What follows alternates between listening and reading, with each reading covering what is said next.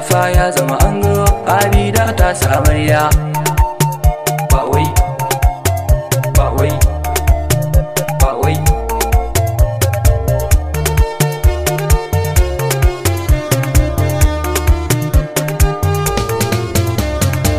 Komai ka gani a duniya akwai lokacinsa. Wannan lamarin auren soyayya Allah ne ya sa. Ango da amarya ku zauna babu sa'insa. Abida komai ya saki karki masa wasa. Mustapha yana kishin ki ke ma kiyo kishinsa. Zaman aure ibada ne za ku ji daɗinsa.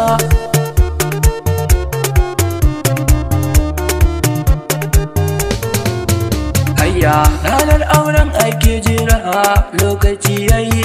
Mustapha ango Abida haɗin auren yayi. Abida ke ɗaya ke so Mustapha ba sauyi. Karki bari gawa yanki Abida su zuga ki. Kowa da gwanin sai ke yawo a soyayya. Ango da amarya kun dace Abida.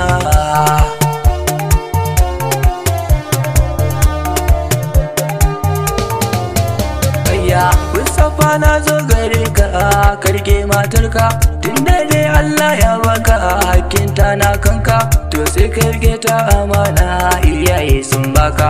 Komai tsanani komai wuya karka bari ta kuka. A zaman aure ba duka bacin fuska. Kai dai ka san shanun mata sai dai uzuri.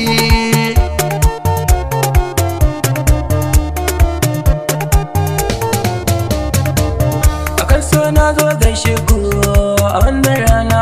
Ango da amarya sun aure kowa murna. Abokan ango na murna, kawai amarya na murna, gannan ango na murna, kowa ma yana yin murna. Ba wai, ba wai. Na zo ni yau akan so zan gaida ki. Kin ba da gudunmawa a wannan ranar biki. Kin dauna yin wakar aure. Ango ya ce mu yaba miki. Ango ya ce mu yaba miki.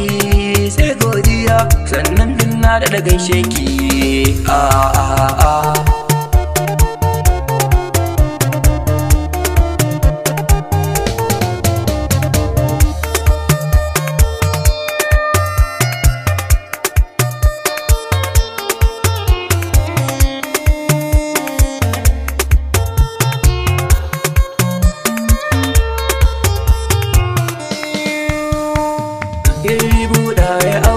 Shagali ango da amarya.